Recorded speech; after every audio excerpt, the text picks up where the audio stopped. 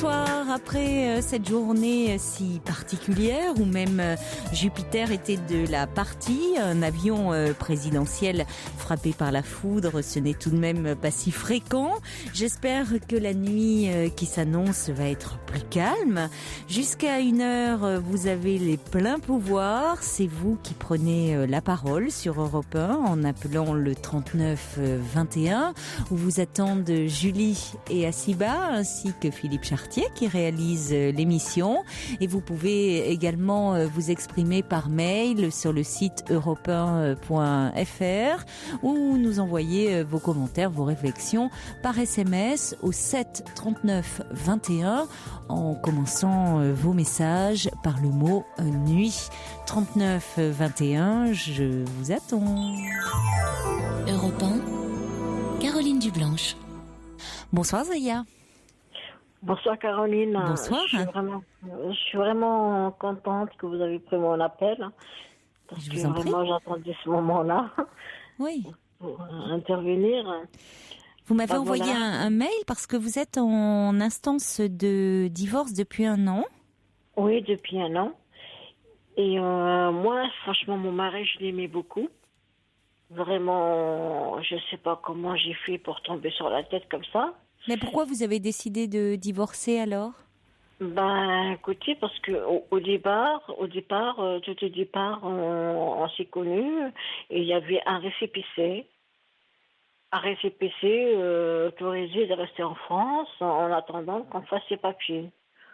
Bon, comme on était amoureux l'un de l'autre, moi, j'ai rien vu venir. Mais lui, il était vraiment pour quelque chose, avec ses copains, etc. Mais moi, il n'y a personne qui me dit attention, faire attention à ce genre de truc. J'ai jamais eu affaire à ce genre de truc. Ben voilà, bon, on s'est mariés. Au bout de quelques années, quelques temps, bon, il m'a avoué lui-même. Il y a des gens qui m'ont dit, bah écoute, Zaya, c'est pour les papiers qu'il s'est marié avec toi. Je dis non, mais c'est pas vrai, on s'aime, c'est pas possible. Il me dit, tu verras. Et un jour, il a bu, et il m'a tout dévoilé. Il m'a dit, je suis mariée avec toi, juste pour régulariser ma situation. Ah.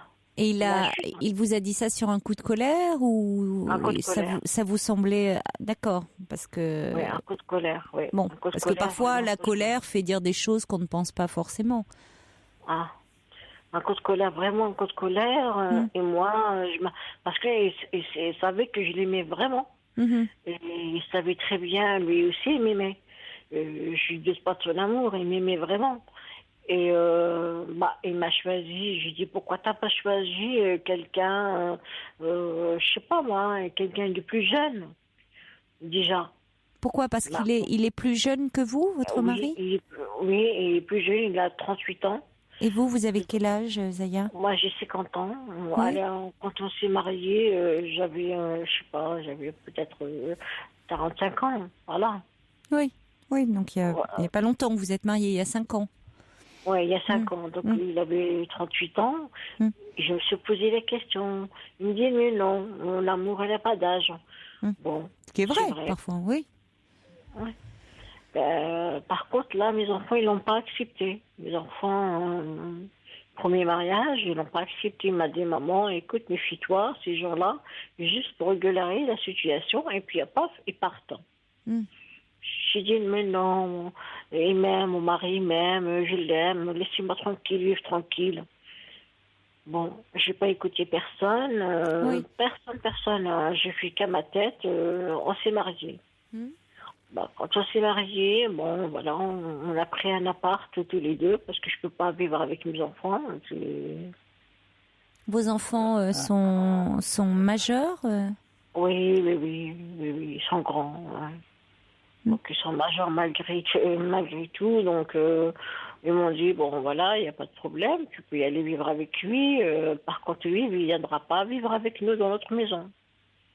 Je dis, il n'y a pas de souci. Donc, je suis partie, on a pris un studio.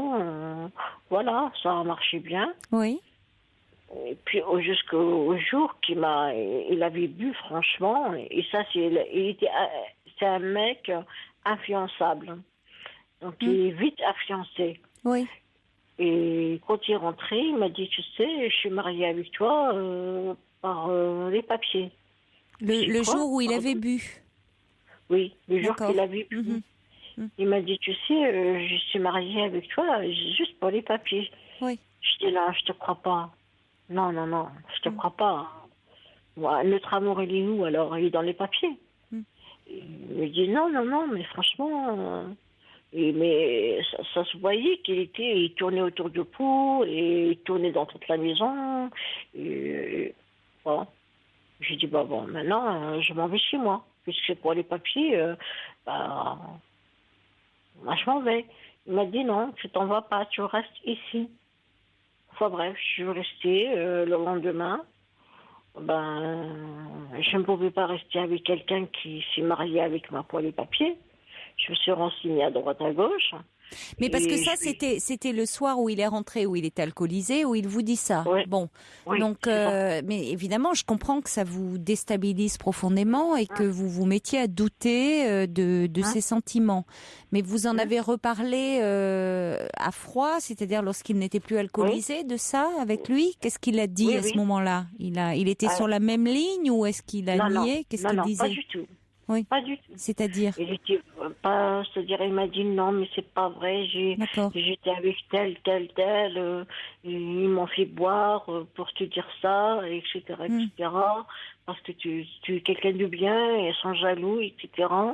Ouais. Et je dis, écoute, maintenant, moi, je sais plus quoi penser. Est-ce que c'est pour les papiers ou c'est pour moi? Il m'a dit non. Les papiers, c'est pour les papiers. C'est pas ça. Hein. J'ai dit ça. Sous le coup de l'alcoolaire et de l'alcool. Voilà, mais alors comment vous en êtes arrivé au divorce? C'est parce que la relation s'est détériorée entre vous? Ah oui. On est bon. À chaque fois, il me dit j'ai pas encore mes papiers. Et pourtant, j'ai été avec lui à la préfecture. J'ai dit écoutez quand même, il faut faire les papiers à mon mari quand même. Il va pas rester comme ça comme ça. Ils m'ont dit écoutez, monsieur, il doit retourner au bled et vous faites regroupement familial. Oui. Et mon mari, il n'a pas voulu. Il a peur d'y aller là-bas et de rester là-bas. Donc, quelque sorte, c'est ta faute. Donc, voilà. Et à chaque fois, il me dit, c'est ta faute. Tu dis n'importe quoi. Tu n'es pas au courant de rien. Je dis, comment ça se fait? Moi, je suis ici et je dis n'importe quoi. C'est vrai, ce genre de choses, je ne connais pas. J'ai jamais eu affaire à ce genre de choses. Mais qu'est-ce qu'on lui conseillait? C'est-à-dire, c'est à la préfecture, on lui conseillait de repartir dans son pays et de procéder après à un regroupement familial. Tout à fait. Et c'est pour tout le monde pareil. Hein. Oui, c'est ça. J'imagine que c'était pas une mesure qui était propre, destinée spécialement à votre mari. Mais il avait peur après que, en repartant, ne l'autorise pas à revenir par la suite en France. Donc il n'a pas voulu le faire et donc il n'a toujours pas obtenu ses papiers. Non. Et donc la situation s'est dégradée entre vous. Oh, c'est dégradé fort. Il me tape pas. Hein. Il m'a jamais mis sa main sur moi. Il n'a jamais fait des insultes.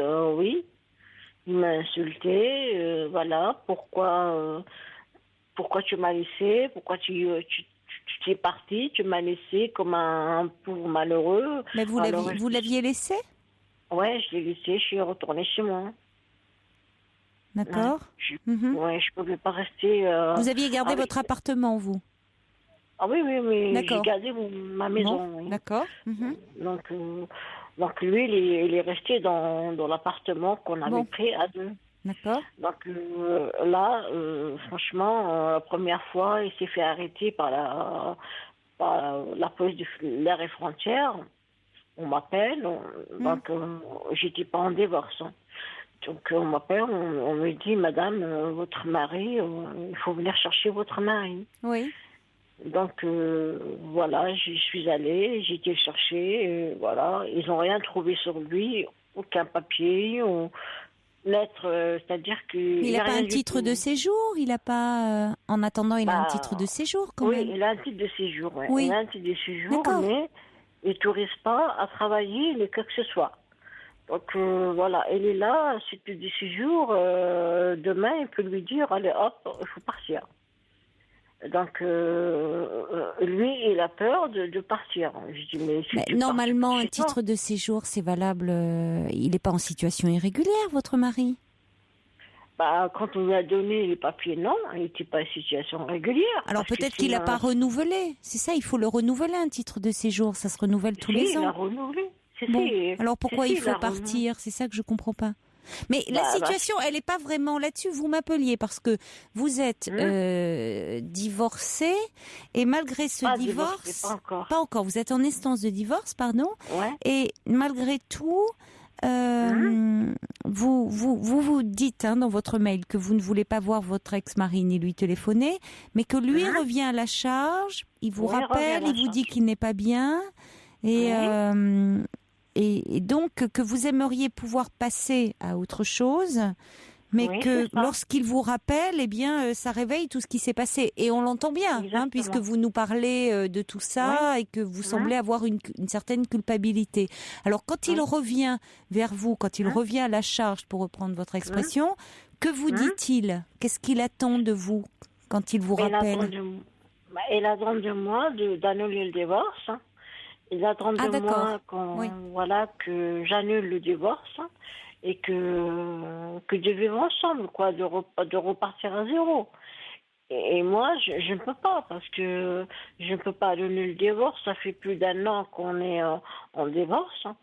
Comment je vais dire à mon avocate, t'as dit maintenant c'est bon, je ne divorce plus. Alors que moi maintenant, qu'est-ce je que veux vous passer souhaitez? à autre chose. Oui, vous souhaitez passer à autre chose. Oui, moi je souhaite, parce que quelqu'un qui me dit comme ça, soit avec l'alcool, sans alcool, pour moi c'est parce qu'il a quelque chose dans le cœur. Oui, je suis assez d'accord avec vous. Ouais, donc c'est franchement parce qu'il a repensé. Oui, parce qu'on peut dire sous l'effet de la colère, on peut avoir à un moment il y a plein de raisons dans un couple. Il y a plein de moments où on peut être en colère contre l'autre. Oui, bien sûr. Mais c'est vrai que là, c'est finalement, par moment d'ailleurs, avec l'alcool désinhibe et permet, vous avez raison de dire parfois ce que l'on a sur le cœur, véritablement. Ah, oui. Et de dire que peut-être on a des motivations. Qu'est-ce qui fait que l'on se marie, que l'on épouse? Bon, on peut avoir des motivations diverses et variées. Et peut-être que là, lui, en l'occurrence, c'était pas réellement les sentiments sincères et profonds que vous éprouviez, mais des motivations qui étaient d'obtenir des papiers, ce qui, si c'était le cas, voudrait dire que peut-être, s'il veut revenir vers vous, ce n'est pas parce que c'est l'amour qui le guide, mais parce que il a besoin de ses papiers. Bon. Voilà, donc auquel cas, vous seriez instrumentalisé dans cette histoire. Oui, tout à fait. Mais l'important de toute façon, au demeurant, c'est que vous avez envie de passer à autre chose, de toute façon. Moi non, moi c'est fini, moi dès que. Puisque c'est vrai que c'est compliqué, évidemment. On voit bien que même étant marié avec vous, eh bien, c'était difficile, parce que c'est compliqué. Avant, il suffisait d'être marié pour obtenir les papiers, que maintenant, ça c'était durci, c'était compliqué, c'était lourd, et que ça a créé beaucoup de tensions entre vous, et beaucoup de tensions. Finalement, c'est comme si, même s'il y avait eu de l'amour, peut-être ça n'y a pas résisté, ce qui est quand même problématique. Donc peut-être qu'il n'y avait pas suffisamment d'amour aussi. Peut-être qu'il n'était, enfin, de votre côté, oui, mais peut-être pas du sien. Oui, tout à fait ça. Parce que moi, je peux vous dire que je suis tombée d'eau parce que j'ai fait une grande dépression. Mais je comprends. Vraiment une dépression très, très grave. J'ai vu mon psychiatre, j'ai vu un psychiatre, mon médecin traitant, etc., etc. Je suis tombée vraiment d'eau. Je suis devenue comme un squelette qui marche dans la rue, quoi. Je mangeais plus, j'ai été trahie, quoi. J'ai été trahie. Quelqu'un qui me trahit une fois, il peut me trahir une deuxième fois. Mais Donc, disons que oui, vous ne repartiriez pas dans cette relation avec confiance, non. ce qui Non, poserait problème. Non, c'est pas possible parce que comme mon avocate elle a écrit, elle lui a demandé dommages et intérêts parce que j'ai subi vraiment des pressions très très graves, profondes, vraiment profondes. Et voilà, mon psychiatre, il a aussi souligné que vraiment, cette dame-là, elle est vraiment dans la dépression à cause de son mari. À quoi ça sert de rester avec lui? Oui. Ça ne sert à rien. Oui. Donc, il faut que madame, elle continue ses soins. Prend ses médicaments, on va dire. C'est vrai, je me suis soignée, je me suis fait aider, et là, je suis bien. Donc, voilà. Et là, quand il voit que je suis bien, et donc là, et monsieur revient à la charge. Il revient, de temps en temps, il m'appelle, paf, et avec un... Oui, mais ce qui est curieux, c'est que pourquoi n'a-t-il pas voulu... finalement suivre les démarches qui lui étaient proposées au départ et que font beaucoup de personnes dans sa situation, c'est-à-dire repartir et demander un regroupement familial. De quoi avait-il peur? Bon, on peut comprendre sa peur de finalement après qu'on ne l'autorise pas à rentrer sur le territoire français, mais pourquoi s'est-il pas renseigné auprès d'associations? Enfin, voyez, plutôt que de vous le faire payer à vous. Oui, c'est vrai. Pourtant, vous n'étiez pas responsable de ça. C'est pas vous qui décidez, qui faites les lois. Non, pas du tout. Non. Au contraire, vous auriez aimé que ça se passe bien pour lui. Vous aviez tout intérêt à ce qu'il soit régularisé, qu'il puisse obtenir ses papiers. Ça aurait été plus simple. Tout à fait. Même à la préfecture, et c'est pas comme il sait pas bien vraiment parler français, et c'est moi qui parle à sa place. Qui l'accompagnait dans ses démarches, qui était là pour le soutenir. Voilà, pour le soutenir moralement et tout. Et en plus, il dit que ça va pas, c'est de ma faute, quoi. Oui, c'est là où ça ne va pas. Parce que vous étiez au contraire très très aidante, enfin prête à vraiment, vous étiez à ses côtés. Et en fait, il s'en prenait à vous, comme si vous étiez responsable de sa situation. Alors, Zaya, je vous propose qu'on accueille Yvette, qui a écouté attentivement votre témoignage et qui a appelé le 3921 pour vous conseiller. Bonsoir Yvette. Bonsoir. Bonsoir Caroline. Bonsoir. Bon, je crois qu'il y a une erreur qui a été faite, c'est que ce monsieur, d'après les dernières lois qui sont en service depuis 2 ans, aurait dû repartir dans son pays et demander un regroupement familial. Mais il est très difficile et pratiquement impossible maintenant de pouvoir avoir de regroupement familial. Et c'est pour ça qu'il n'est pas reparti. Il le savait. Mais il y a un organisme qui peut l'aider actuellement, c'est la CIMAD. C'est une organisation internationale qui défend les demandeurs d'asile gratuitement. Et vous l'avez sur Paris. D'accord. Alors maintenant, le problème psychologique de cette dame-là, je n'ai pas trop d'idées, mais ce que je sais pour voir ces choses très souvent, c'est que quand il y a une telle différence d'âge, les préfectures sont très inquiètes et évidemment ne font pas exactement les démarches qu'il faudrait faire. Tout à fait, oui. Eh oui. Bon, c'est la misère humaine, c'est comme ça. Ça a duré quand même, madame, des années. Mais oui, ça a duré 5 ans. C'est bien pour ça que si vous aviez, il faut que vous vous adressiez à cette association parce qu'il a quand même la chance de pouvoir rester en France parce que votre mariage est vieux de 5 ans. Et quand un mariage a déjà 5 ans d'âge, les préfectures sont quand même plus faciles. Mais c'est pas la peine d'aller à la préfecture. Au contraire, il vaut mieux ne pas y aller et vous faire aider par une association qui vous montera un dossier solide. D'accord. Non, mais on a été dans toutes les associations et vous avez été à la CIMAD. Est-ce que vous avez été à la CIMAD? La CIMAD, vous dit Yvette. Oui, mais je ne sais pas.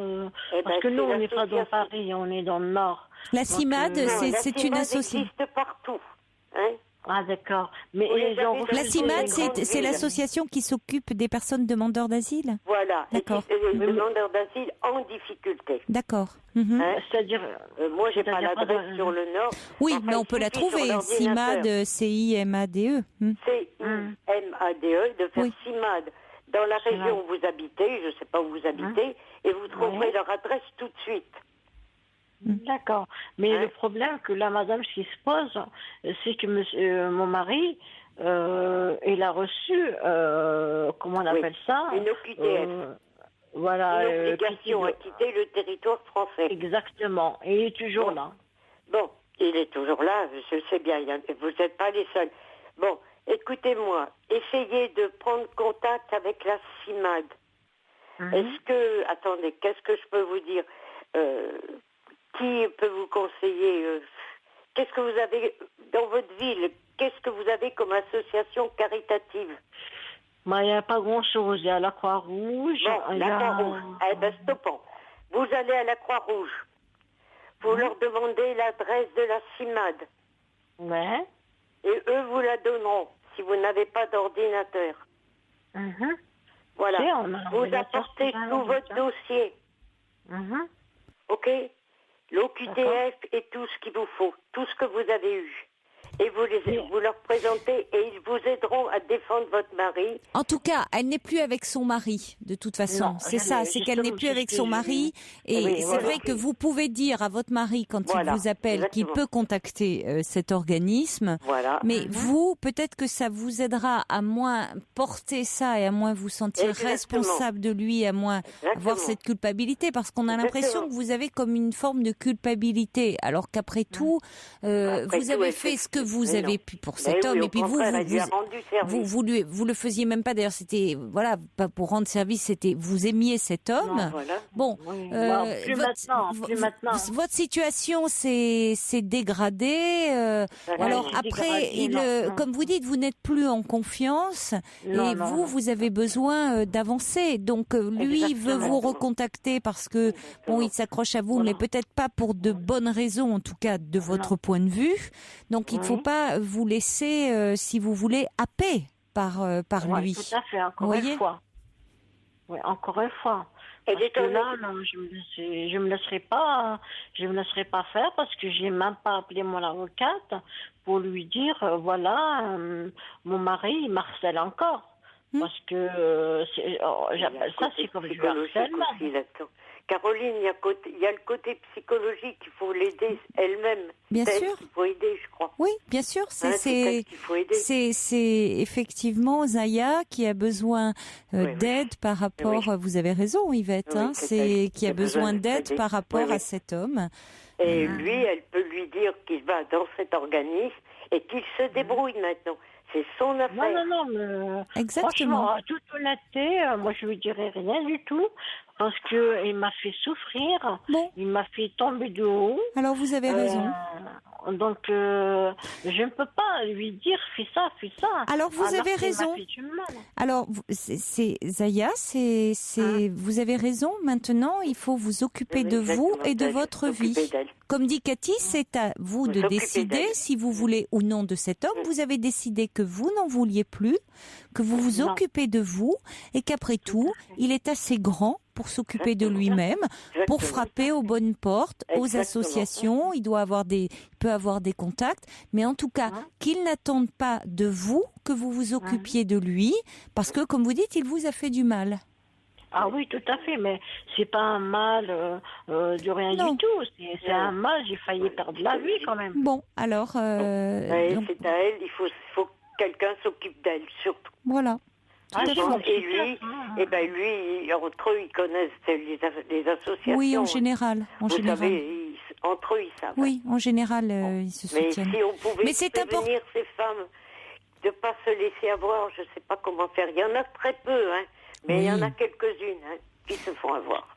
Merci Ah, en tout cas, Yvette, Je parce vous que en prie. vos Bonne renseignements soirée. peuvent être utiles à d'autres Oui, personnes qui nous écoutent, ça, qui c'est sont une dans ces chose, situations-là. oui. Hein. Oui. Merci quand même, hein. Merci beaucoup. Merci de nous avoir appelés. Bah, écoutez, nous Merci sommes une beaucoup. association sur Vannes et nous nous occupons des demandeurs d'asile à longueur d'année. Oui. Je fais des dossiers à longueur d'année. Bah oui, j'imagine. Allez. Merci Bonne pour soirée à vous tous. Bonne soirée, Yvette. Au revoir. Merci. Bah écoutez, Zaya, de toute façon, vous avez la réponse, puisque vous dites que vous ne voulez plus, voilà, vous occupez de lui. Il vous a fait du mal et maintenant, Oui, c'est important que vous vous protégiez. Donc, quand il vous appelle et comme vous dites, vous vous sentez harcelé, c'est important d'être très ferme et que vous pouvez même lui dire que s'il continue à vous harceler, vous allez agir, que vous lui demandez impérativement de ne plus vous appeler, que de toute façon, votre décision est prise, qu'elle est ferme et définitive. Ah oui, tout à fait. Parce que là, franchement, Caroline, à l'heure actuelle, que j'ai vraiment de la chance de survivre jusqu'à aujourd'hui. Parce qu'après tout ce qu'il m'a fait, après tout ce que, franchement, c'est ignoble de se marier avec quelqu'un pour les papiers.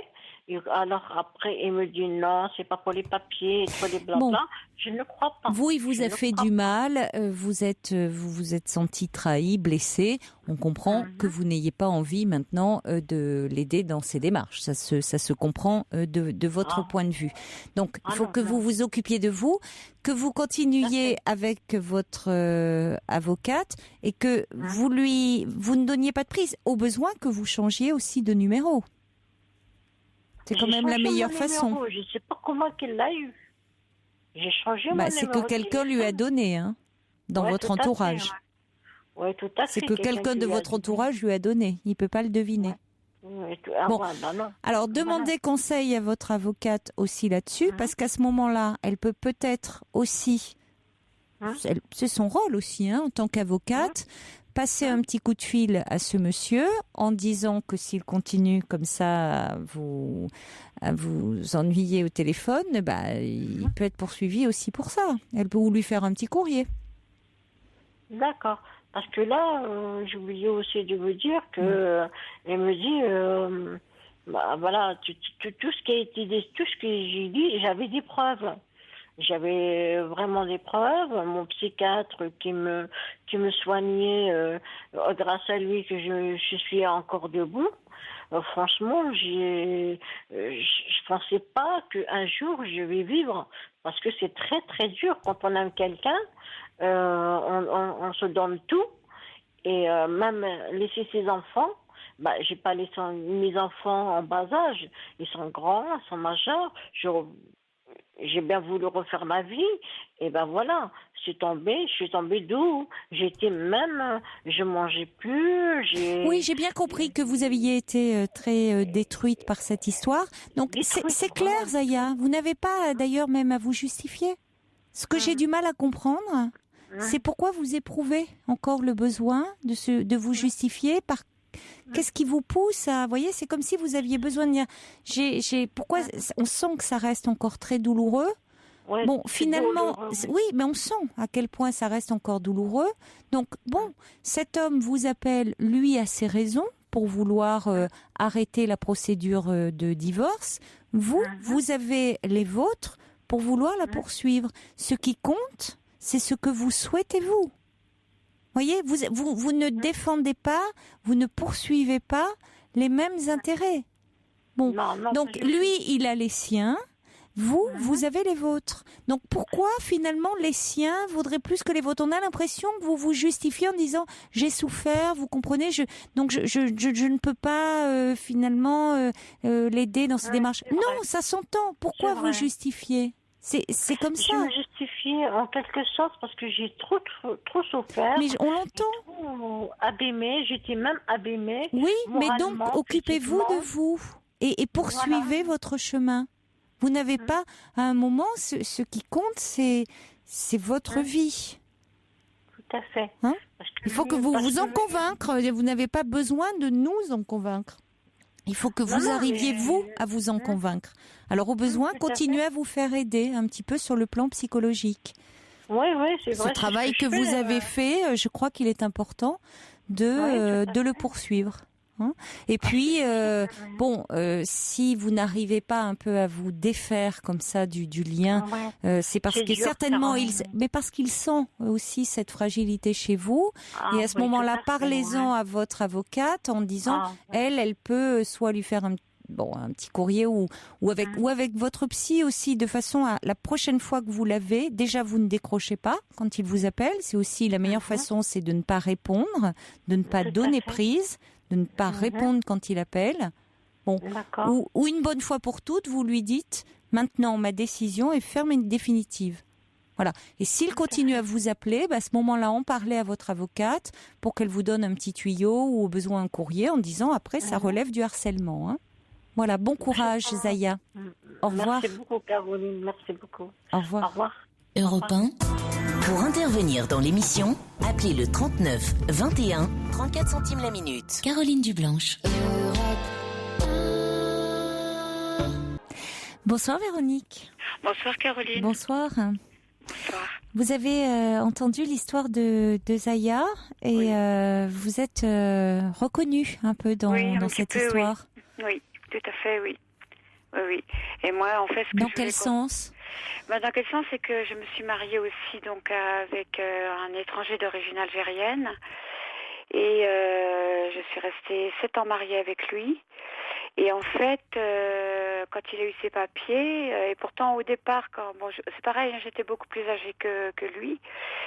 Et donc, je lui avais dit que le jour où il avait envie de partir, je le laisserais parce que je comprenais qu'il y avait une différence d'âge et que s'il avait voulu me quitter, je pouvais le comprendre. Mais c'est la façon dont ça s'est passé qui m'a beaucoup blessée. Et surtout qui m'a laissée très meurtrie. Et quand Zaya a téléphoné pour dire qu'en fait son mari lui a dit qu'il l'avait épousée que pour les papiers, qu'elle se soit sentie blessée, ça je le comprends tout à fait.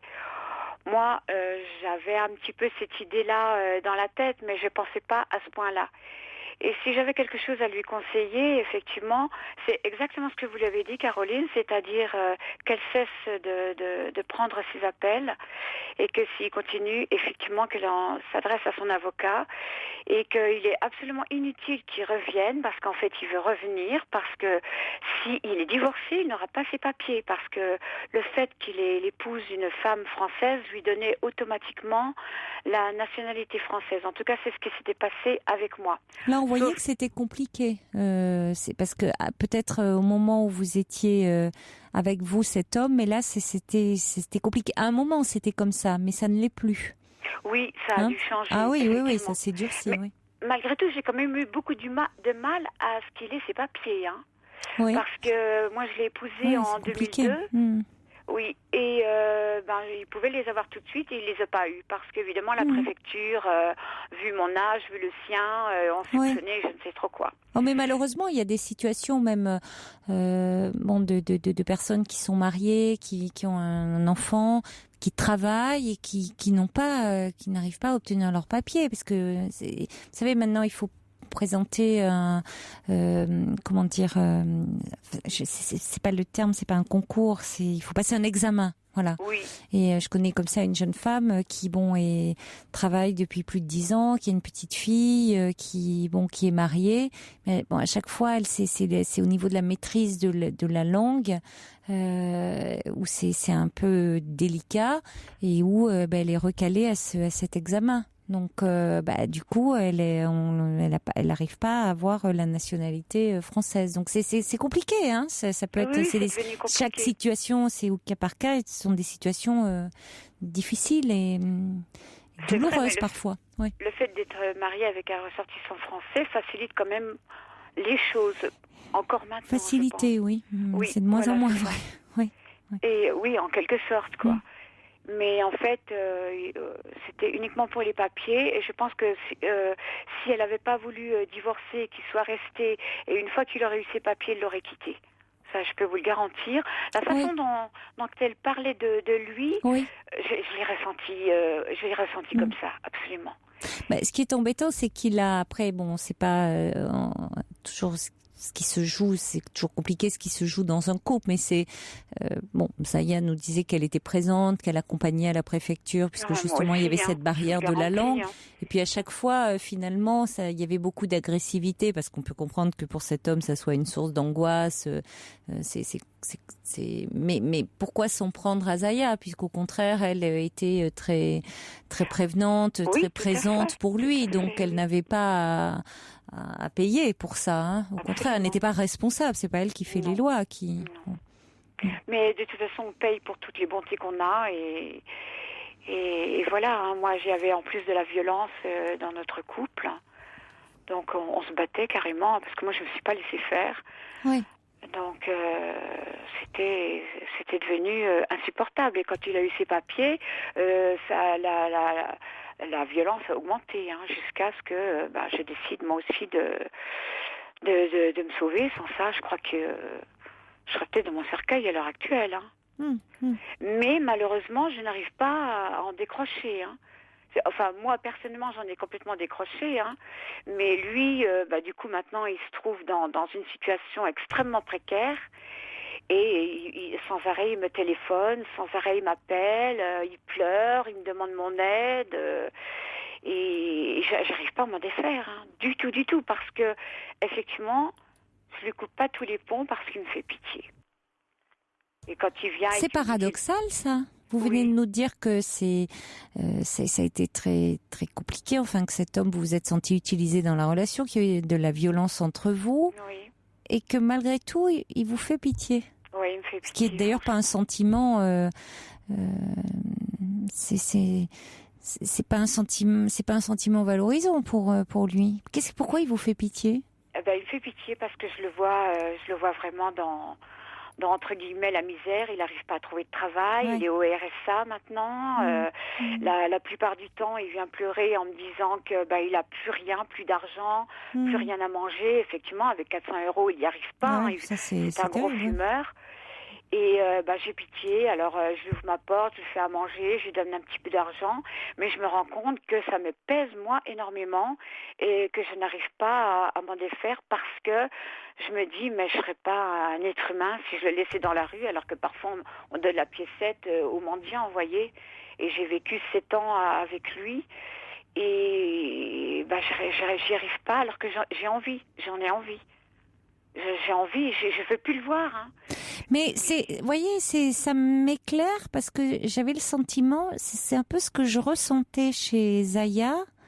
C'est quand je disais, peut-être c'était pas le bon mot, mais cette justification auprès de nous de dire il faut que je tourne la page, j'ai souffert, mais comme si c'était quand même malgré tout compliqué de laisser cet homme parce qu'effectivement ils n'étaient pas dans une relation à égalité. Quand on quitte quelqu'un en sachant que l'autre peut rebondir entre guillemets parce que il est dans une situation à égalité sur un plan économique, on va dire, sur un plan social, sur un plan, vous voyez, alors que là il y a un déséquilibre profond dans la relation.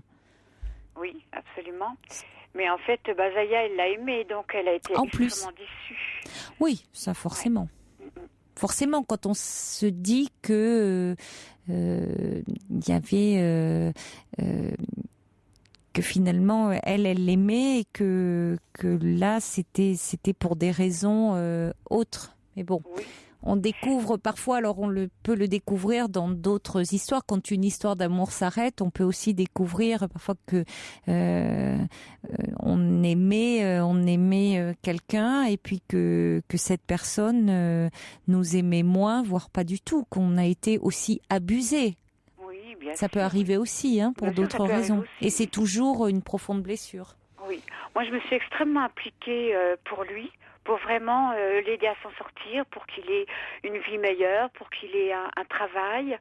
Et je lui ai fait faire des formations.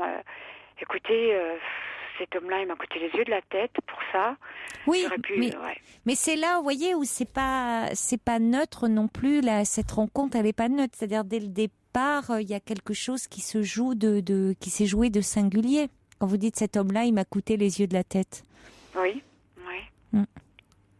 Oui, Dans parce que cet investissement, dans ce coût, vous voyez pourquoi, comme s'il fallait payer. Vous voyez, c'est oui, symboliquement, oui. finalement. Je voulais l'aider. Je savais qu'il avait eu une enfance très difficile et qu'il a quitté un pays où il n'y avait aucun avenir. Oui, mais c'est des situations très douloureuses, hein. Voilà. Et mais pourquoi, d'une certaine façon, vous voulez continuer à l'aider? Ben non, même pas en plus. Non, parce que je l'aide comme j'aiderais peut-être celui dans la rue qui me tend la main parce qu'il est dans la misère, vous voyez. Mais j'ai plus du tout envie de m'appliquer, mais j'ai beaucoup de mal à carrément couper définitivement les ponts, parce que d'abord, c'est jamais moi qui le sollicite, c'est toujours lui. Et le fait d'avoir vécu 7 ans avec lui, de l'avoir aidé, de l'avoir soutenu, de l'avoir entouré, de l'avoir choyé, j'ai du mal à me dire que maintenant il est quand même dans la précarité. Dans la précarité. Là, il m'a demandé de venir demain. Est-ce que je peux venir demain écouter un petit peu de musique sur Internet? Oui, mais vous voyez que ça va toujours un peu loin, parce qu'à vouloir aider, finalement, aussi, il cherche à empiéter.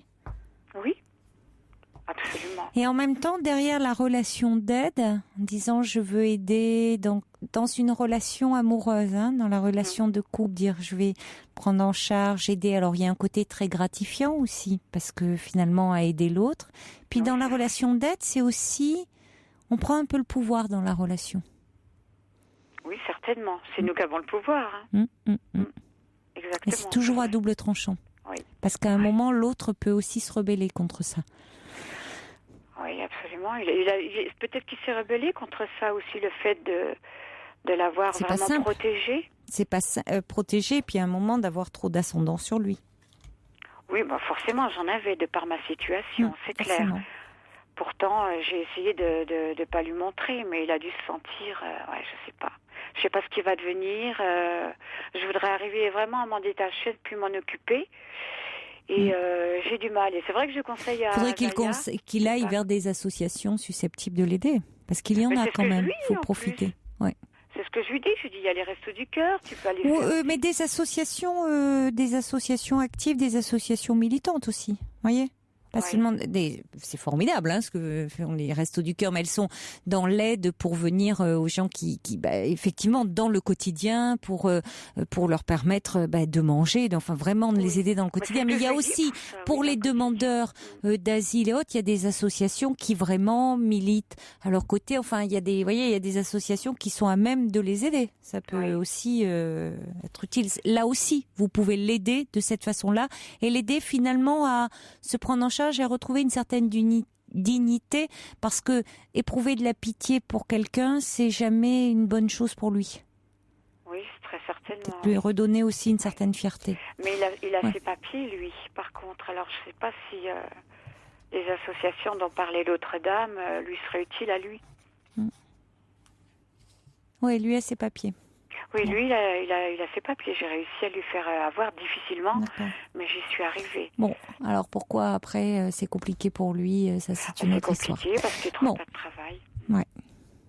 Bon, parce que c'est vrai c'est plus compliqué aussi. C'est peut-être son histoire. Et pourquoi vous continuez à le prendre en charge? Ça, c'est peut-être votre histoire à vous. Ouais. Merci en tout cas de nous avoir appelés. Merci. Merci. Au revoir. Au revoir. Pour parler à Caroline Dublanche, appelez le 39 21 34 centimes les minutes.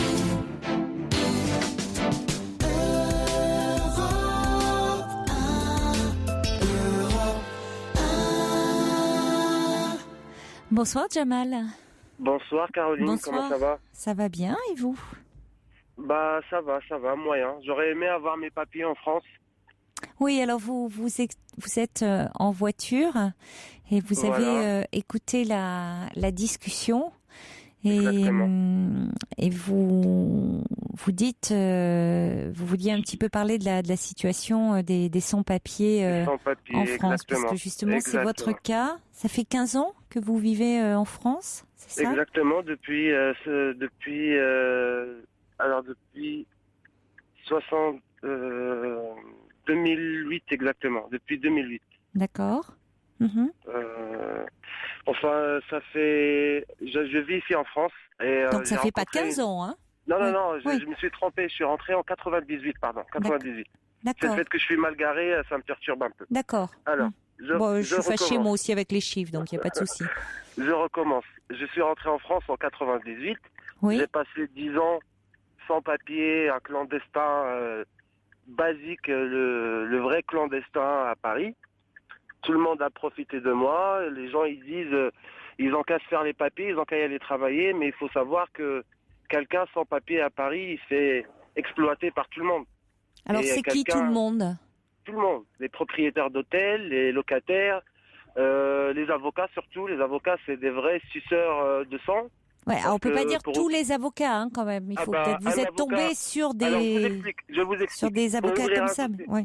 Pour ouvrir un dossier chez un avocat à Paris, il faut commencer par donner un acompte. La plupart du temps, ça commence par 500 € Ouais. pour ouvrir un dossier. Et une fois que le dossier est déposé, il faudra encore payer les honoraires qui vont sur 500 €. Alors, ça fait 1000 € déjà pour rien. Et à la fin, la plupart des cas, sur 90% des cas, le résultat est négatif. Parce que Oui. la préfecture a donné une réponse négative. On ne sait jamais pourquoi exactement. La Oui. préfecture ne se justifie jamais. Oui. Et je reviens sur ce que je disais. Par les patrons d'entreprise, les artisans, qui Oui. font travailler les gens qui ne les payent pas ou qui les payent au bout d'un mois et demi ou 2 mois de travail. Vous travaillez dans quoi? Alors, moi, personnellement, je suis technicien en froid et climatisation. D'accord. J'ai pu travailler dans mon domaine jusqu'après 10 ans, quand 10 ans, j'ai eu un récépissé. Je me suis régularisé grâce au fait que je me suis marié, que j'ai eu une petite fille. Entre-temps, je me suis fait expulser parce que je me suis marié. Alors la PAF, la police des frontières, une fois que j'ai fait mon mariage à la mairie, ils ont su où est-ce que j'habitais. Ils sont venus à la maison, ils m'ont arrêté. Et en votre femme est française? Ma femme est française, de souche. D'accord. Et ils sont venus à la maison vous arrêter après votre mariage à la mairie? Après mon mariage à la mairie, parfaitement. Parce que la mairie a dû les prévenir. Quelqu'un, sûrement dans le service du mariage, a Oui. dû les prévenir. Oui. Ils sont venus à la maison, arrestation, commissariat, garde à vue de 48 heures, interrogatoire de tout ami et famille de ma femme. Un monsieur qui me louait une chambre, pareil, il a été interrogé. Et par la suite, maison de rétention, une semaine ou même pas. Monsieur Sarkozy était le ministre d'Intérieur et à ce moment-là, c'était vraiment quelque chose. Alors, même pas une semaine expulsé au Maroc. Ils ont demandé au consulat marocain, je suis d'origine marocaine, ils ont demandé au consulat marocain de certifier un papier que j'avais fourni à la mairie, comme quoi j'étais célibataire au Maroc. Oui. Ce papier-là que j'ai ramené du Maroc, ils l'ont fait certifier au consulat marocain. Et avec ce papier-là, ils ont prouvé mon origine, le pays d'origine Maroc, et j'ai été expulsé au Maroc. Voilà. Alors, j'ai dû revenir au bout d'un an et demi, parce que ma femme, j'étais marié. Mais comment avez-vous fait pour revenir? Alors, ma femme a emprunté de l'argent à Carrefour avec 6% sur le crédit. Quelque chose qui est énorme parce que dans ce temps-là, elle était étudiante et personne ne pouvait lui donner de l'argent. Non, mais comment avoir fait pour revenir en étant expulsé? Oui. Parce que c'est important, c'est important. Ouais. Elle a emprunté 6 000 € avec 6% le crédit et elle me les a envoyés. J'ai acheté avec les 6 000 € un contrat de travail en Espagne. J'ai fait demander un visa espagnol au Maroc que j'ai eu. Je suis rentré en Espagne et je suis rentré en France la rejoindre. Voilà, c'est comme ça que j'ai pu rentrer en France. Alors, ma femme est tombée enceinte, elle a eu un bébé, j'ai fait une deuxième demande de régularisation et ils m'ont fait balloter jusqu'à il y a 2-3 mois avec des petits récépissés. Des petits récépissés de 3 mois. La préfecture, elle m'a fait, tous les 3 mois, elle me renouvelait des petits récépissés et que j'envoyais des recommandés, mes fiches de paye, mes contrats de travail, mes justificatifs d'impôt, tout, j'envoyais à la préfecture. Et une dame, en fait, elle gardait sous le coude mon dossier. jusqu'au jour où je me suis fait arrêter en fait pour un stop que j'avais grillé. 90 € d'amende et 4 points de moins sur le permis. Et le monsieur, il a fait rentrer l'amende au terminal. Il y a une fiche de recherche qui est sortie. À cause de la PAF qui sont venus m'arrêter, quand je suis rentré sur le sol français, ils m'ont mis une affaire comme quoi je suis rentré sur le sol français alors qu'ils m'avaient expulsé. D'accord. Et le jugement d'expulsion, il y a eu avec une interdiction de territoire. Du coup, j'ai eu un jugement de 2 mois de prison que j'ai effectué. Et à la prison, il y a l'assistance sociale. J'ai été la voir pour... là, je viens pour les associations, tout ça. J'ai été voir l'assistance sociale par rapport aux associations pour qu'elle m'aide à pousser mon dossier, parce que dans ce temps-là, j'avais un petit récépissé et rien. Il n'y a pas d'association. Les gens, ils disent, vous allez qu'à aller voir les associations. Les associations, ils ne peuvent pas faire grand-chose. La seule administration qui peut décider pour nous, c'est la préfecture. Oui, voilà. bien sûr. Bah, évidemment, ça, c'est là, la préfecture applique la loi en vigueur dans le pays. Mais les associations, néanmoins, peuvent quand même vous soutenir, vous aider, être à vos côtés dans vos démarches, vous conseiller, mettre à votre disposition des avocats particulièrement spécialisés. C'est très rare. Alors là, c'est très rare. J'ai fait appel à toutes les associations. Je suis avec vous à l'antenne. Est-ce que pour une fois, quelqu'un d'une association a appelé, il a dit oui, moi... écoutez, on va accueillir quelqu'un d'une association. Allez-y, j'aimerais bien. Parce ça serait intéressant... Ça serait intéressant peut-être d'avoir... je ne sais pas si Sardaigne est là. Est-ce que je peux terminer mon histoire ? Écoutez, on va passer un petit peu de musique et puis nous l'accueillerons ensuite et on discutera ensemble. D'accord ? Très bien, ça me va. D'accord. Jusqu'à 1h sur Europe 1, Caroline Dublanche.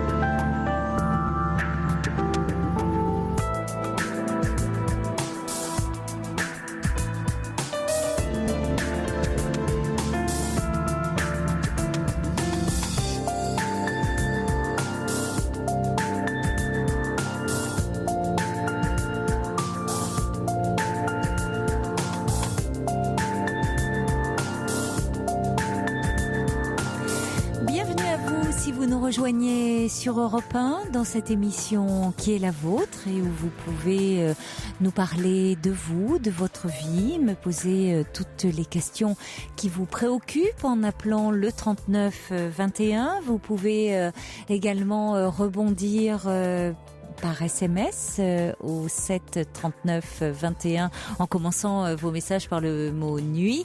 Vous pouvez également revenir sur les différents témoignages en nous adressant vos mails sur le site europe1.fr. Alors Jamal qui nous parlait de sa situation de sans-papier juste avant le journal de minuit n'est malheureusement plus avec nous parce qu'il a repris la route et on ne prend pas les personnes qui sont au volant par précaution. D'abord parce que c'est interdit et puis voilà, donc il est sur la route et nous ne pouvons pas donc poursuivre la discussion avec Jamal. C'est dommage parce que Elena posait une question par mail en disant comment a-t-il pu se marier en France et avoir son permis français. Et c'est vrai que moi j'aurais bien aimé, il y a plein de choses que j'ai pas compris dans le témoignage de Jamal. Je me disais comment alors qu'on est sans papier se présenter dans une mairie pour se marier, puisque d'ailleurs Jamal disait que c'est suite à ça que des personnes à la mairie certainement l'ont signalé et que la police s'est présentée à son domicile. En même temps, c'est vrai que c'était un peu aller se jeter dans la gueule du loup parce que sans papier, aller dans une mairie et aller se marier, c'est... Je pensais même pas que c'était possible.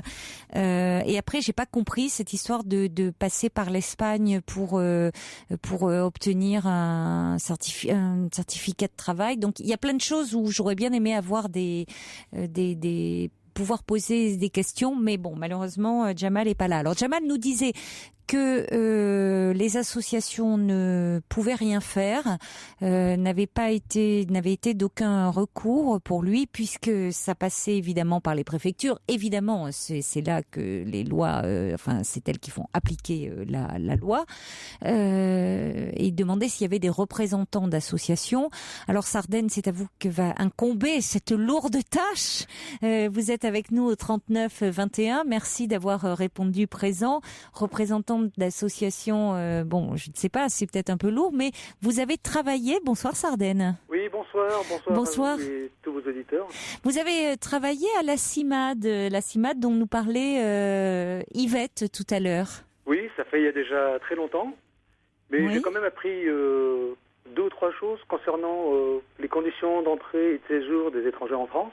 Oui. Même si le droit a particulièrement évolué, nous dirons qu'il s'est durci.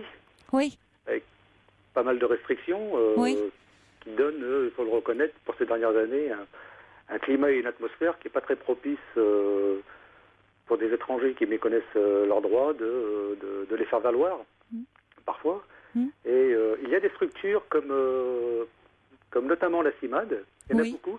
La CIMAD, elle a ça de particulier, c'est que c'est une institution, en tout cas à ma connaissance, qui remonte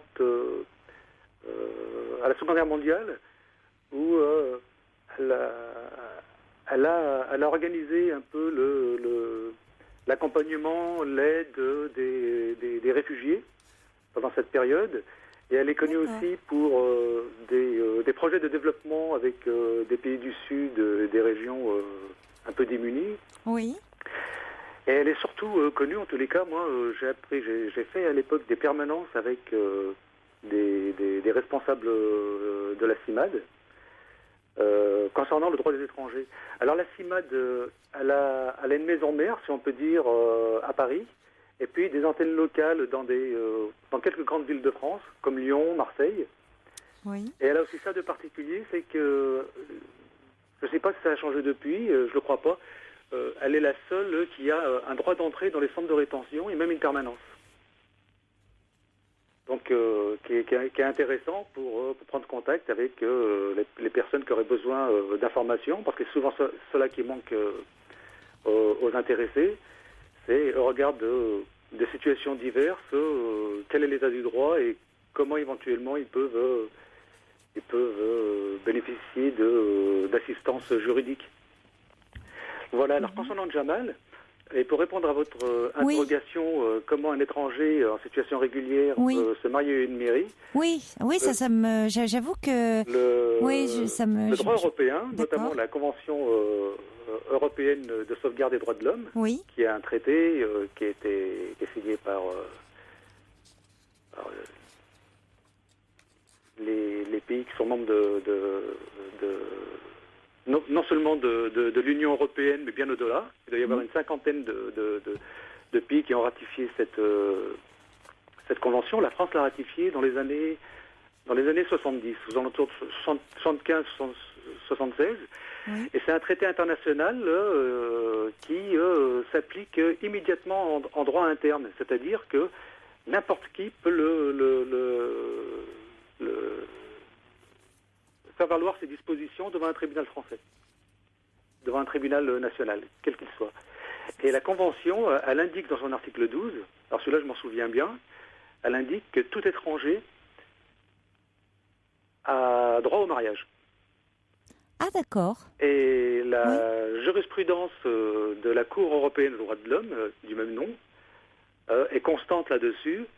Elle l'a rappelé à plusieurs reprises, à un certain nombre de pays qui le méconnaissaient, et elle a spécifié que même un étranger en situation irrégulière a le droit fondamental au mariage. Donc c'est pour ça que des étrangers en situation irrégulière peuvent s'unir dans une mairie. Et pour le cas de Jamal, a priori, il n'y a pas eu d'objection, sinon le maire aurait suspendu et puis soumis au procureur s'il y avait une suspicion de mariage blanc. Alors, c'est pour ça que je m'étonne que les services de la PAF aient été...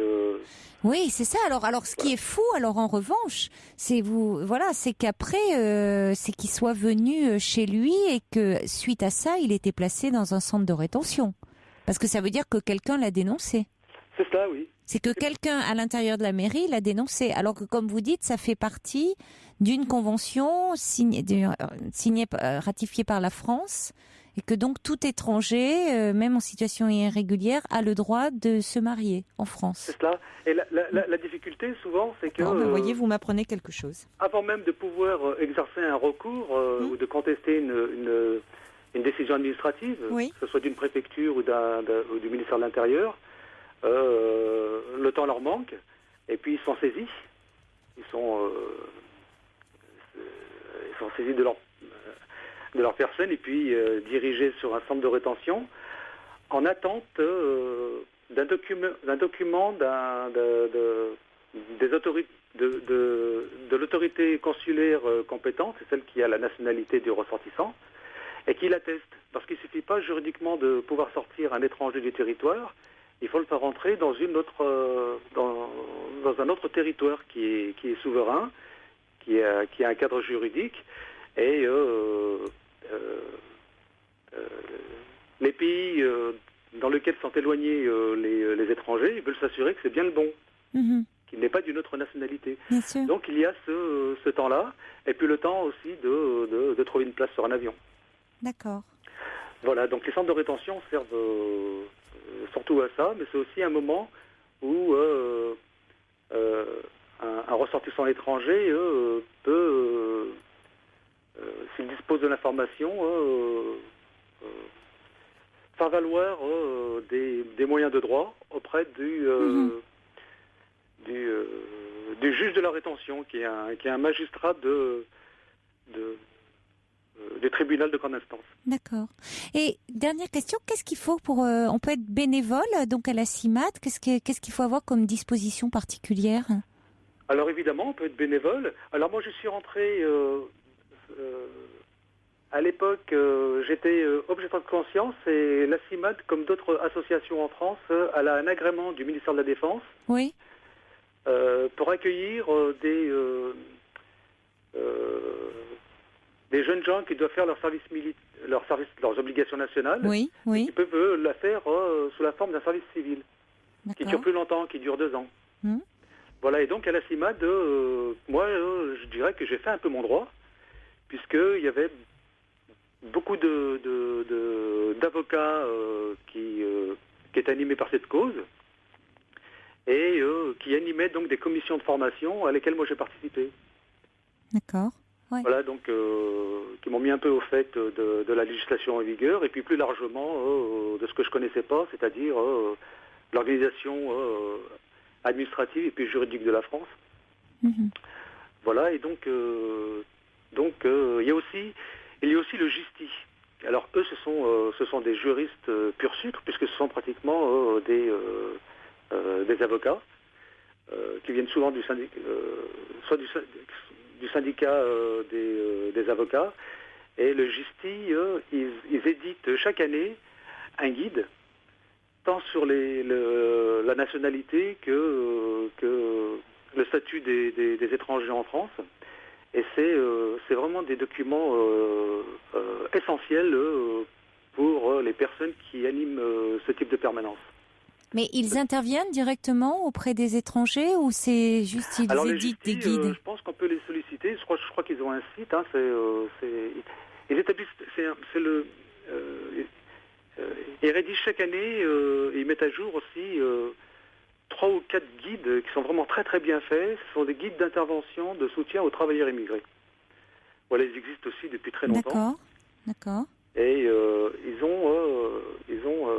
ils indiquent même les modalités, la façon de faire, des types de recours.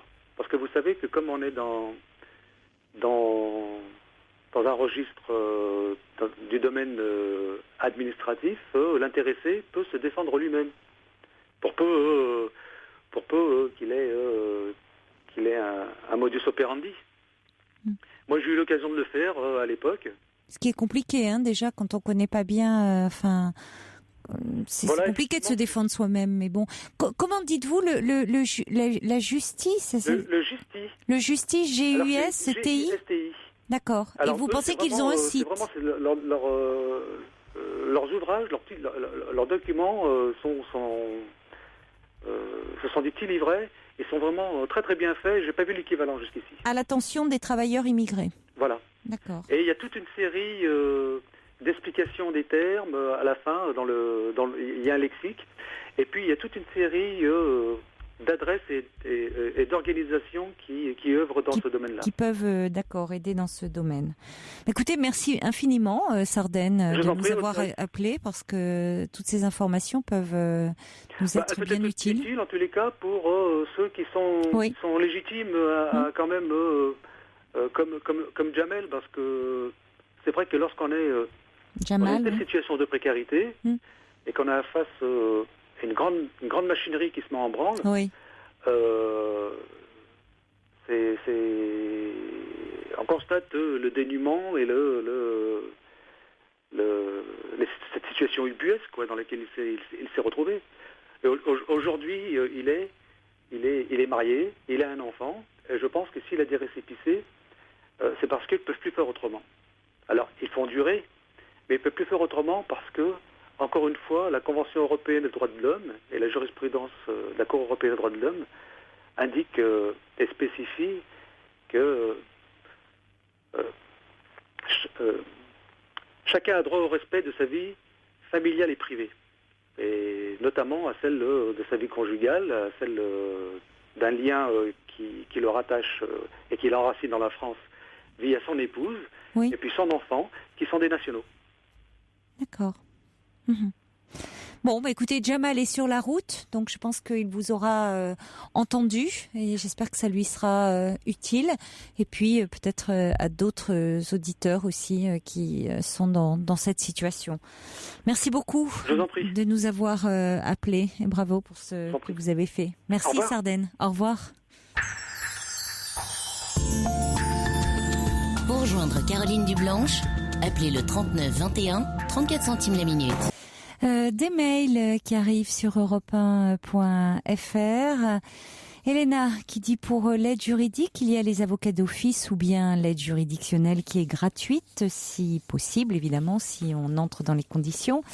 Catherine qui dit « Je ne suis pas avocat, mais il est extrêmement choquant d'entendre vilipender les associations et les avocats, car ils sont nombreux à aider efficacement. » C'est vrai qu'il y a beaucoup d'avocats, Sardaigne en parlait, qui travaillent, qui militent même au sein d'associations. Catherine dit le réseau RSF, Droit d'urgence, CIMAD, France Terre d'Asile et bien d'autres encore. JB dit « Je suis d'accord que la CIMAD est la seule association acceptée et présente dans des centres de rétention. J'ai été moi-même arrêtée 2 fois et placée en centre de rétention. » JB qui dit je vais un jour vous appeler pour vous raconter toute mon histoire avec plaisir. Il y a Libellule aussi qui dit l'officier d'état civil ne vérifie pas la situation des ressortissants étrangers mais seulement la validité du mariage s'il pense que c'est un mariage blanc en contactant le procureur de la République. Alors c'est ce que nous expliquait Sardaigne. Il y a un nombre important de ressortissants étrangers qui entrent tous les jours en situation irrégulière sur le territoire français. Jamal étant parent d'enfants français, seule sa participation à l'éducation de cet enfant sera examinée. Il obtiendra une carte en cette qualité s'il remplit cette condition. Bonne continuation, nous dit Libellule. On va changer de sujet en accueillant Eric. Bonsoir Eric. Bonsoir Caroline. Bonsoir. Je vous avais appelé il y a 2 ans. Oui. Pour mes 50 ans, je ne sais pas si vous vous souvenez. Il faudrait m'en dire un petit peu plus. Alors j'étais Eric Logre. Eric Logre, mais dites-moi. J'étais Shrek à l'époque. Et pourquoi étiez-vous Shrek? Ça me dit quelque chose que ce surnom-là, ce pseudo-là. Pourquoi aviez-vous pris ce pseudo? Parce qu'à l'époque, j'étais pas très bien. Oui. Je venais d'avoir 50 ans, j'avais divorcé, etc. Oui. Et puis, je n'étais pas bien. Donc, je me permets mais le Shrek, en même temps, c'est un ogre gentil. Est-ce que vous avez trouvé votre princesse? Voilà. Ça y est. Ah bon? Oui. C'est comme dans le conte alors, c'est un petit peu. Ouais. Donc voilà, j'étais juste pour vous donner un petit peu de mes nouvelles. Ah ben c'est formidable alors. Qu'est-ce qui s'est passé? Il s'est passé plein de choses pendant ces 2 ans. Oui, enfin toujours. Ça fait pas très longtemps quand même. Hein, ça fait juste 2 mois. Oui. Mais c'est très bien quoi. Dans quelles circonstances l'avez-vous rencontré sur un site de rencontre quand même. Sur Mythique pour oui. Mais bon. Bah, peu importe, c'est pas, c'est ce qui compte, c'est que vous vous plaisiez. Peu importe après comment, enfin, je veux dire après que ça soit un site de rencontre, vous auriez pu aussi bien la rencontrer dans une soirée ou. Il y a plein de gens qui se rencontrent maintenant, mais il y a plein de gens qui se rencontrent sur un site de rencontre. Bah oui, et puis moi j'y croyais pas, mais finalement c'est arrivé. Bon. Et alors, comment ces 3 premiers mois de relation? Eh ben super. Ouais. Super. Bon. Et je tenais encore une fois à vous remercier vous. Caroline. Ah ben moi j'y suis pas pour grand chose, Eric. À l'époque, vous m'avez bien aidé et il y a plein de gens qui m'avaient téléphoné, etc.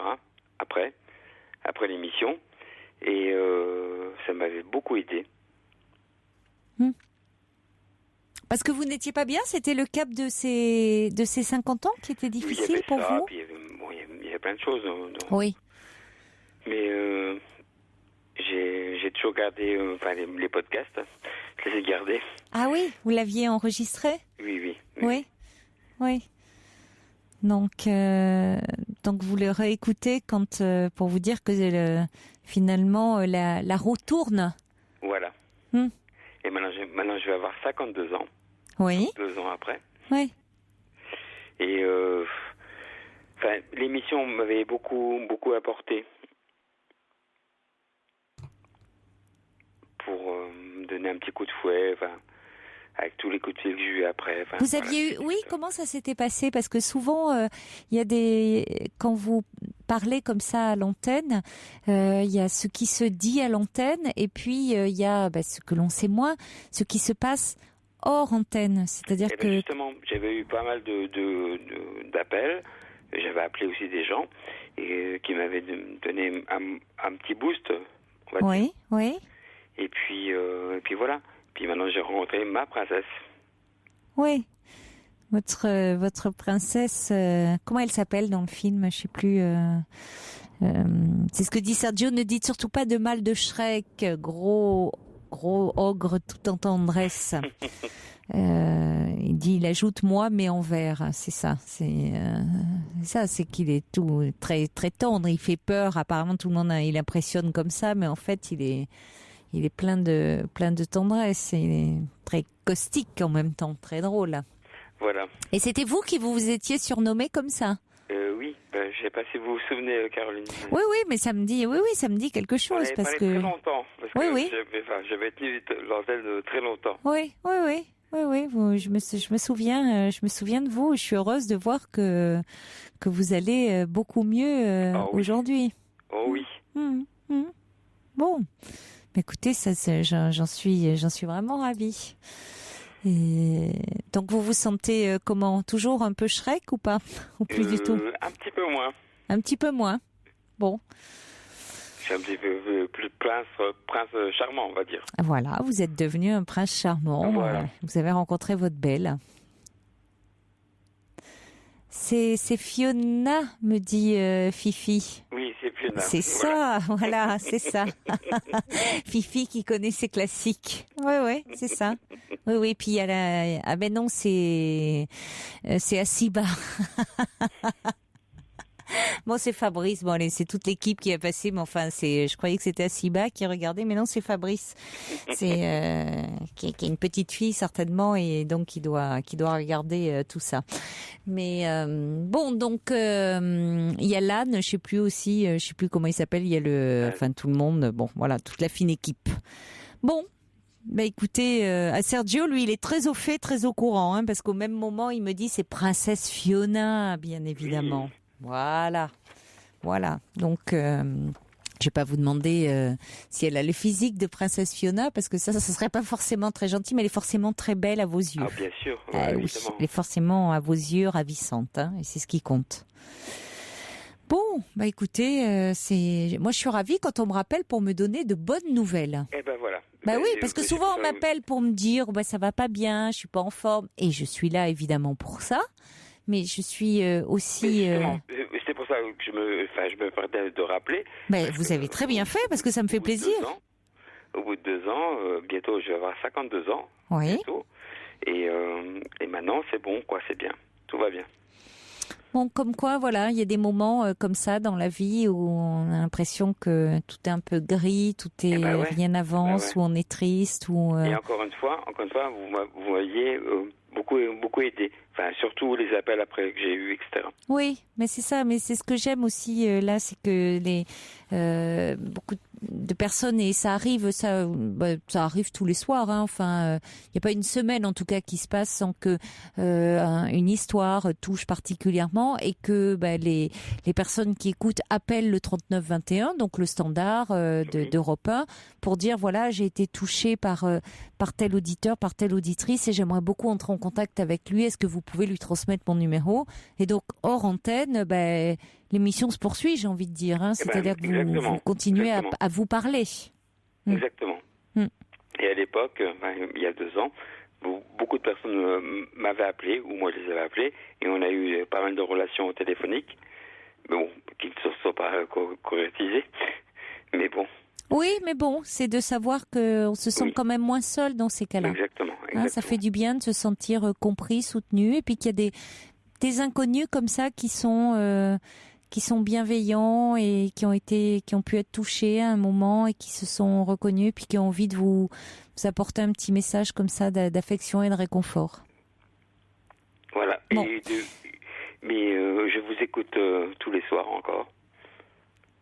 Écoutez, merci. Et j'écoute les histoires de tout le monde merci d'être toujours à l'écoute. Il y a Sergio qui me dit l'âne, c'est l'âne. Voilà, tout court. Il a pas de c'est pas Cadichon, c'est l'âne. Voilà, on lui a pas donné de prénom. Écoutez, plein de bonheur à vous, Eric. Merci beaucoup. Eric Schreck. Et je vous embrasse très fort. Moi aussi, je vous embrasse. Beaucoup. Et embrassez Fiona pour moi alors. Ok. Au revoir. Au revoir. Pour parler à Caroline Dublanche, appelez le 39 21, 34 centimes les minutes.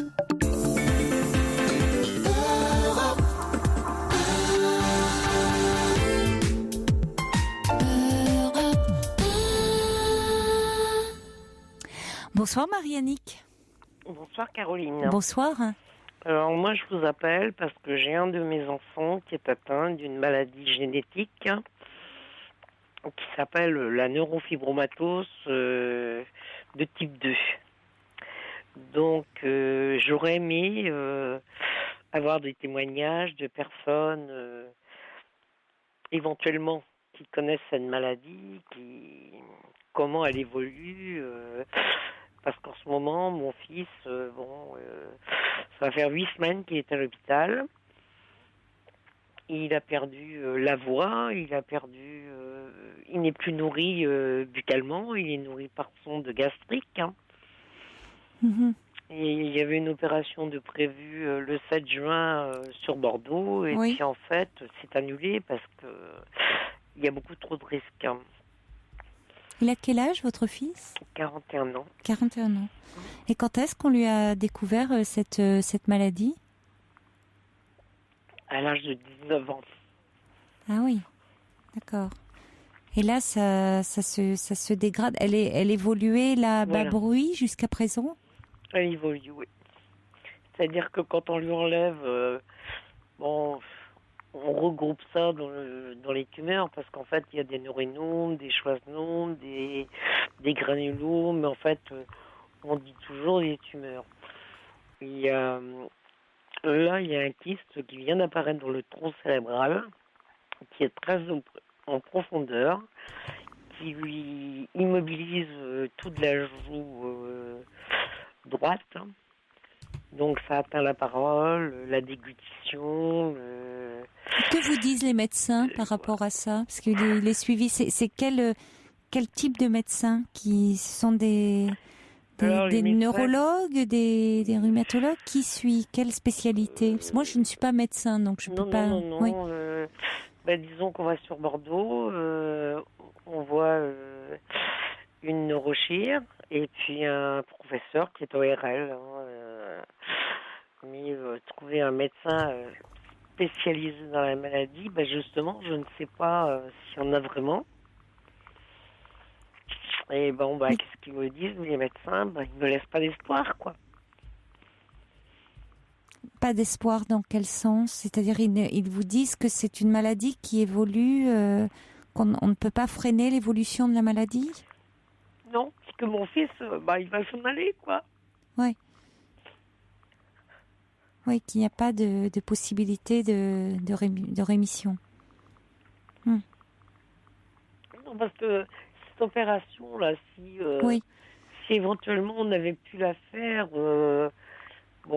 évidemment, ça aurait dégagé le tronc cérébral, donc il aurait retrouvé la parole.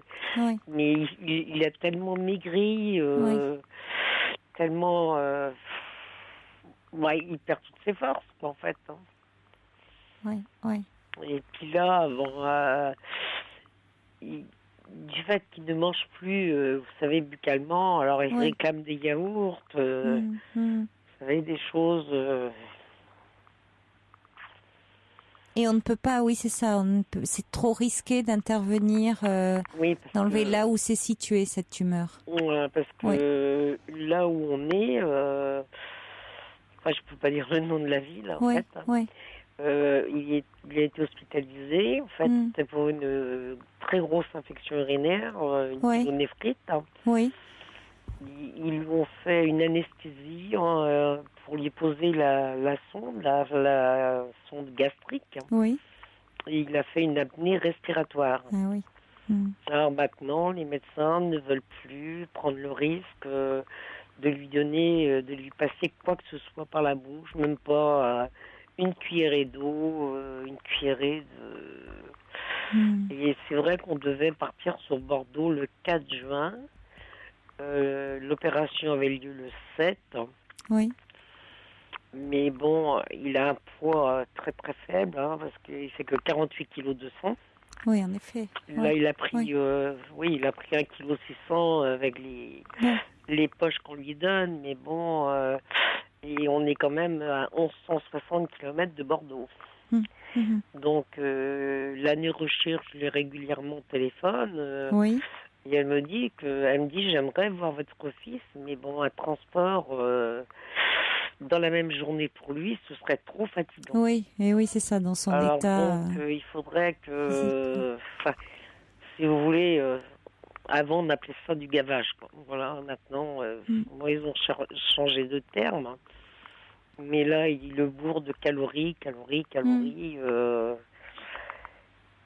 Et ça, il ne le sait pas.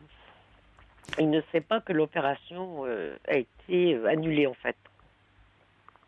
Oui, comment est-il, lui? Parce que ça, en plus, ne plus pouvoir parler, ça doit être compliqué, parce que comment peut-il communiquer? Comment vous communiquez, là, avec lui? Parce que vous...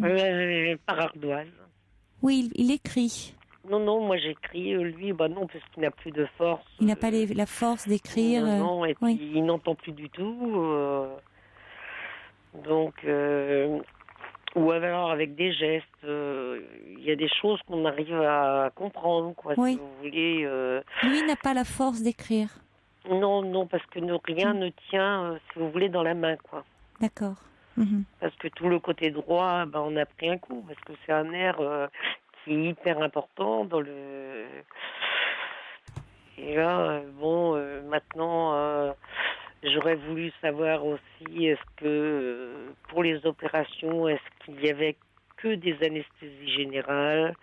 Est-ce qu'on ne peut pas extraire ce fameux kyste qui est dans le tronc cérébral par rayon? Voilà. Oui. Voilà. Et il n'y a pas d'association qui... par rapport à cette maladie-là, Parce qu'il doit y avoir d'autres personnes, puisque c'est le sens de votre appel. Hein. Vous pouvez redonner le nom de la maladie, Marie-Annick ? Ça s'appelle la neurofibromatose de Recklinghausen. Mais bon, ils ont diminué quand même parce que c'était un peu trop long, la maladie. Ils appellent ça la NF de type 2. D'accord. Bon, 39-21, si des personnes connaissent, ont dans leur entourage quelqu'un qui est atteint de cette maladie. Et vous, par rapport à Internet, vous n'avez pas vu, il n'y a pas de site d'association sur ce type de maladie? Je n'ai pas d'Internet. Hein. Ah, vous n'avez pas Internet. Et vous n'avez pas quelqu'un dans votre entourage qui a Internet parce que... Si, j'ai une sœur qui a regardé, mais en fait, elle trouve que sur la NF de type 1, donc qui est totalement différente de la 2. D'accord. Si vous voulez, les tumeurs se logent dans les fibres nerveuses. D'accord. À chaque fois qu'il y a opération, il y a forcément paralysie. Mais est-ce qu'il y a une association pour celle de type 1 ou pas? Je ne sais pas, mais il fut un temps, c'était dans les premiers temps, il laisse en maladie parce que, c'est à l'âge de 19 ans qu'on a découvert ça. Donc, moi, j'allais sur Nantes, à une association. Et puis, lui, je lui ai dit, tu devrais y aller, tout ça, mais il voulait pas voir, parce que moi, j'ai vu des choses qui étaient vraiment terribles, quoi. Mais lui, il voulait pas y aller, donc, comme il était en couple, je ne m'occupais plus, quoi. Il voulait pas que je m'en occupe de sa maladie. Oui. Voilà. Bon. Donc l'association, je ne sais pas si elle existe toujours. Parce que ça serait important de rencontrer des personnes. C'est toujours important d'avoir un soutien de personnes qui sont confrontées directement à la maladie. Ou des personnes de l'entourage, de pouvoir poser des questions, parce que souvent ils sont très actifs, ils connaissent toutes les avancées, tous les derniers traitements, les questions que vous posez. Il n'y a pas de traitement, justement. Non, pas les traitements, mais même les interventions chirurgicales, la question que vous posez, est-ce que ça peut se traiter autrement que par une intervention, peut-être par rayon ou autre? Vous voyez, une association, en général, les associations sont toujours... au fait très informé de tout ce qui se fait. Donc, si pour la maladie H1, s'il y en a une, peut-être qu'il pourrait dire, il y en a aussi une autre pour la maladie de votre fils. Ça vaudrait la peine de se renseigner. Parce que alors en même temps, c'est vrai qu'on peut penser que le neurochirurgien aussi, c'est ce qu'il fait. Oui, parce qu'ils connaissent bien la maladie. Est-ce que vous avez posé la question au neurochirurgien en disant disons que moi, je l'appelle, mais c'est une femme qui est très prise, un professeur, évidemment. Oui, elle est très prise, mais enfin, elle peut...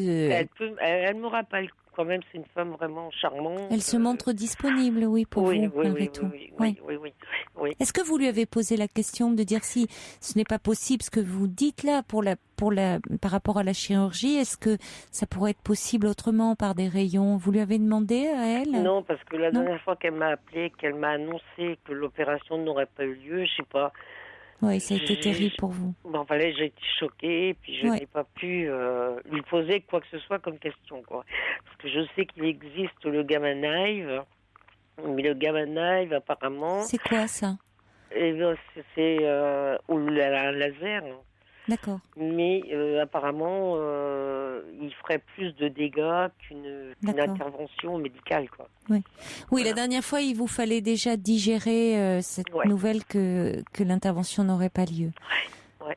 Peut-être que d'ailleurs, par rapport à votre fils, c'est important que ça soit le médecin qui lui explique, la neurochirurgien, pourquoi elle ne la fera pas. Parce que votre fils doit placer beaucoup d'espoir dans cette intervention. Oui. Donc je comprends que vous ne lui ayez pas dit, c'est difficile. Ah non, est-ce que c'est vraiment à vous de lui dire, ou en tout cas que vous soyez présente à ses côtés, mais que c'est important que ça soit enfin, je ne sais pas ce que vous en pensez, mais c'est aussi aux médecins, enfin aux neurochirurgiens de dire, parce que d'expliquer, qu'ils puissent expliquer pourquoi, pour quelles raisons.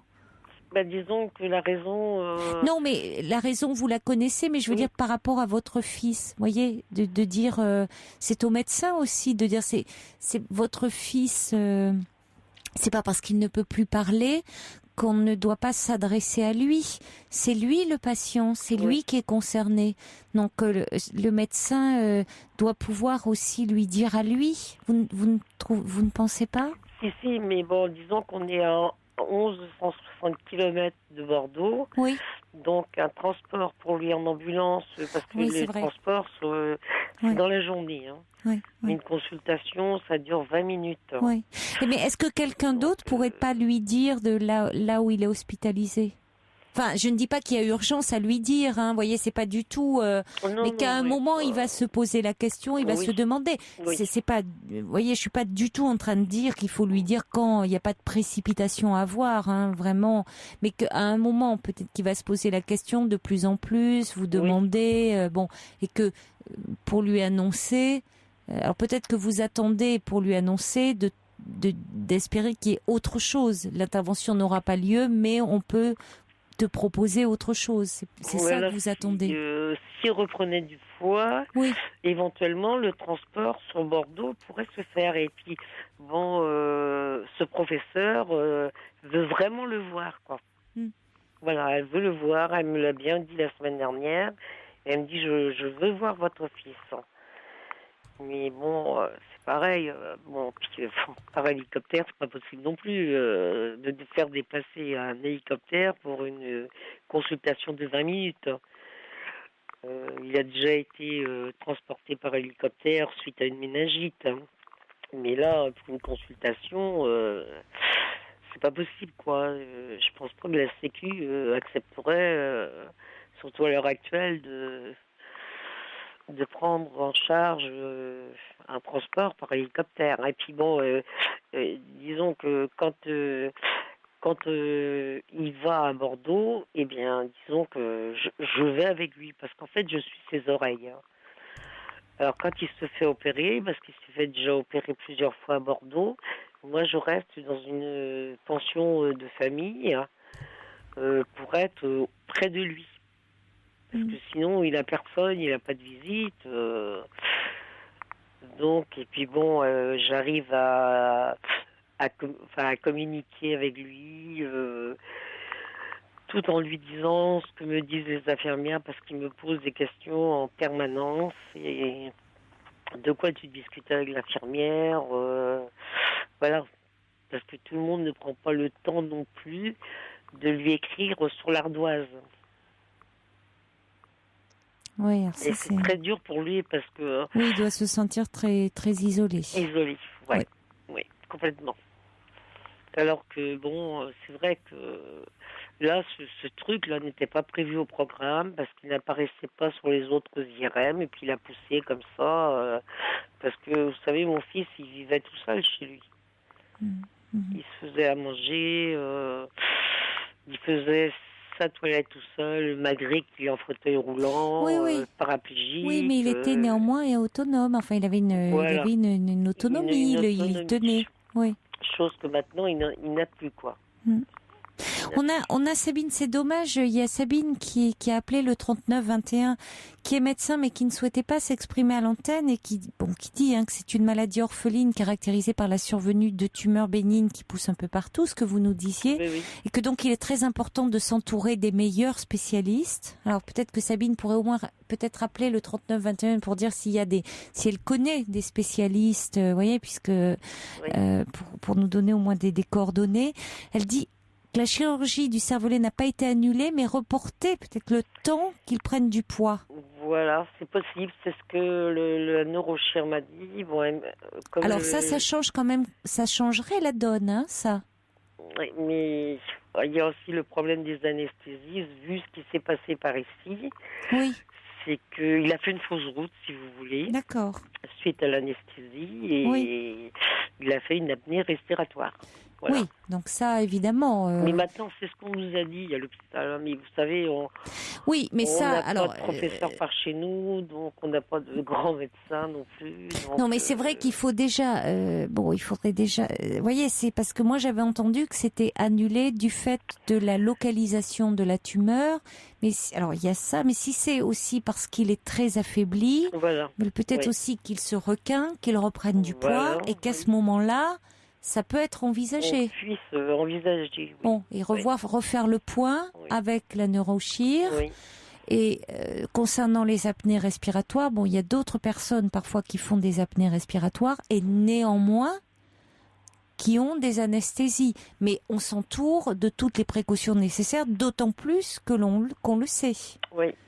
Et puis, bon, vous voyez, et qu'on attend, là, il est trop affaibli pour avoir de toute façon une quelconque anesthésie. Oui, il est trop affaibli. Donc, effectivement, ça ne sert à rien de dire que c'est annulé, puisqu'il peut y avoir une possibilité. Il faut pour le moment le maintenir, faire qu'il reprenne.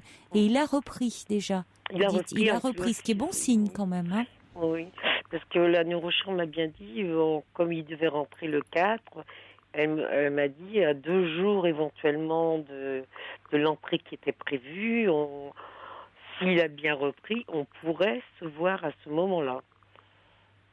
Donc, faudrait espérer qu'il reprenne du poids, quoi. Oui. On va accueillir Aline qui est avec nous. Bonsoir Aline. Bonsoir Caroline. Bonsoir. Et bonsoir madame. Bonsoir. Je n'ai plus le prénom. Marie-Annick. J'ai pris le témoignage dès le départ et après j'ai éteint mon petit poste et donc j'ai pas tout écouté.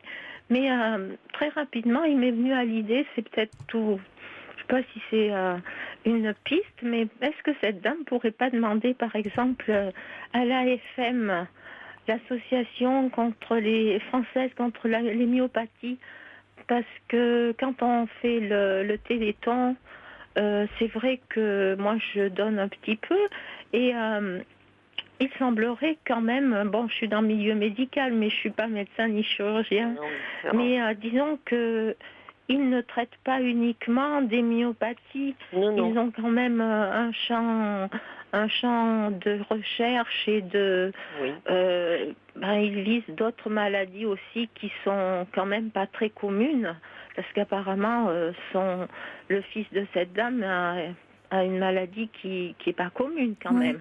Mais c'est une bonne piste, vous avez raison Aline, parce que c'est vrai qu'il y a beaucoup, ils s'occupent des maladies orphelines. Donc, il y a quand même des médecins, il y a quand même...